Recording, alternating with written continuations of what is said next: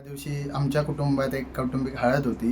त्या हळदीमध्ये माझा भाऊ सनी पाटील हा गेला असताना, तो तिथून रिटर्न निघत असताना त्याच्यावर जीवघेणा हल्ला झाला. पाठीमागून नगरसेवक रोहन जनार्दन पाटील व त्याचे दोन भाऊ राकेश पाटील आणि प्रथमेश पाटील, तसेच त्याचे काका सूरदास पाटील आणि त्यांचे वडील जनार्दन पाटील यांनी मिळून मागून जीवघेणा हल्ला केला.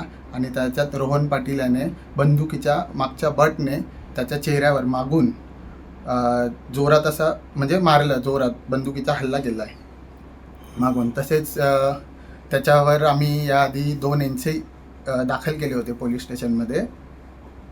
आणि याच्यावर आम्ही पोलिसांना याआधी सांगितलं होतं की हा खुनशी वृत्तीचा माणूस हा कधीही काही करू शकतो. इलेक्शनचा आता माझे वडील मारुती पाटील हे इलेक्शनमध्ये उभे असताना 4 महिन्याआधी इलेक्शन झालं, तेव्हा उभे असताना तो इलेक्शनचा राग त्यांनी मनात धरून माझ्या भावाला एकटं बघून त्यांनी मागून जीवघेणा हल्ला केला.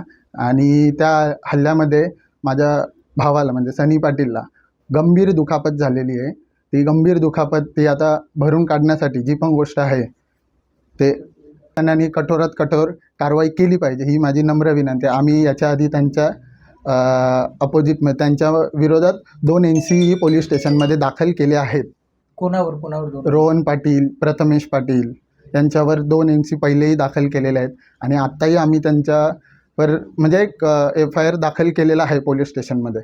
हे माणूसच खुनशी वृत्तीचा असल्या कारणाने तर समाजात असं आता स्वतः नगरसेवक असून तर समाजाला काय हे भेटणार की काय न्याय मिळणार की स्वतः नगरसेवकात असं जीवघेणा हल्ला करत असाल, ते पण बंदुकीच्या मागच्या बटने असं बंदूक दाखवून, रिव्हॉल्वर दाखवून की तुम्हाला त्याला खलास करेल, याला खलास करा इथल्या इथे, असंही त्यांनी तिथं स्वतः बोललेलं आहे. त्यांनी जो गुन्हा दाखल केलेला आहे तो पूर्णपणे खोटा आहे.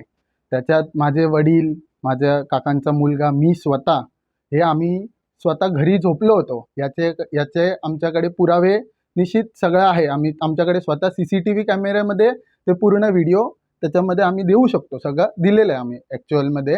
आणि रोहन जनार्दन पाटील नगरसेवक याला शिक्षा झालीच पाहिजे आणि कठोरात कठोर शिक्षा झाली पाहिजे. तसेच त्याचे सगळे जेवढे म्हणजे सूरदास पाटील, प्रथमेश पाटील, राकेश पाटील, जनार्दन पाटील, अजून त्यांचा एक आत्याचा मुलगा किशोर शेलार आणि तसेच ते 8 ते 10 लोक यांना कठोरात कठोर कारवाई म्हणजे पोलीस प्रशासनाने कारवाई करून कठोरात कठोर शिक्षा झाली पाहिजे, हीच माझी नम्र विनंती. एका कात्रप येथील लग्नामध्ये हे भांडण झालं, हळदी समारंभाला. हे एका परिवारातलं भांडण आहे, पण पक्ष 2 असल्यामुळे राजकारणाच्या ठिकाणी असायला पाहिजे.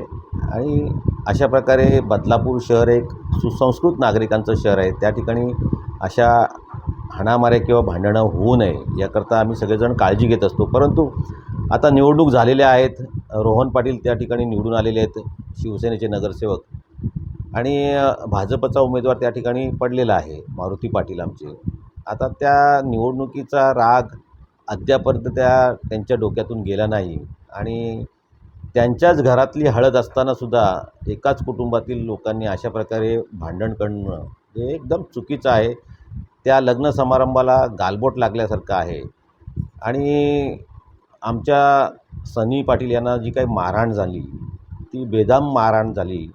मला वाटतं रोहन पाटील यांनी रिव्हॉल्वरचा जो काही दांडा असतो त्या दांड्याखाली त्यांना मारहाण केली, असं आमच्या सनी पाटील यांनी आम्हाला प्रथमदर्शनी माहिती दिली.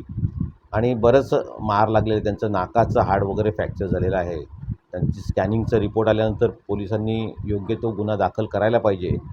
कारण कसं आहे की शेवटी कायद्याच्या ठिकाणी असतो. आणि हे जे काही भांडण आहे हे भांडण वाढू नये याची काळजी आम्ही नक्कीच घेऊ, असं मी आपल्याला सांगू. पोलिसांवरती राजकीय दबाव असला तरी पोलिसांचं काम केलं पाहिजे. याच्यासाठी आम्ही DCP गोरे, ACP काळे आणि ॲडिशनल जे CP आहेत त्यांनासुद्धा भेटलो आहे. आणि त्यांना सविस्तर माहिती दिलेली आहे की हे बदलापूर शांत आणि सुसंस्कृत लोक आहेत, ते तसंच राहिलं पाहिजे, याकरता आपण काळजी घ्या. पोलिसांनी जर या संदर्भामध्ये कठोर कारवाई केली नाही तर आम्ही आमचे वरिष्ठ आहेतच, मुख्यमंत्री साहेब आहेत, यांच्यापर्यंत जाऊ. कारण आमच्या कार्यकर्त्याला न्याय भेटला पाहिजे.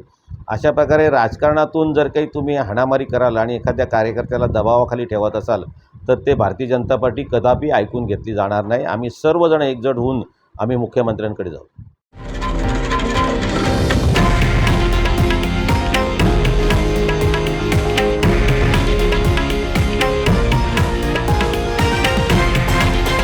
हे आहे देशातील नंबर 1 न्यूज नेटवर्क आणि आपण पाहत आहात TV9 मराठी, एकमेव.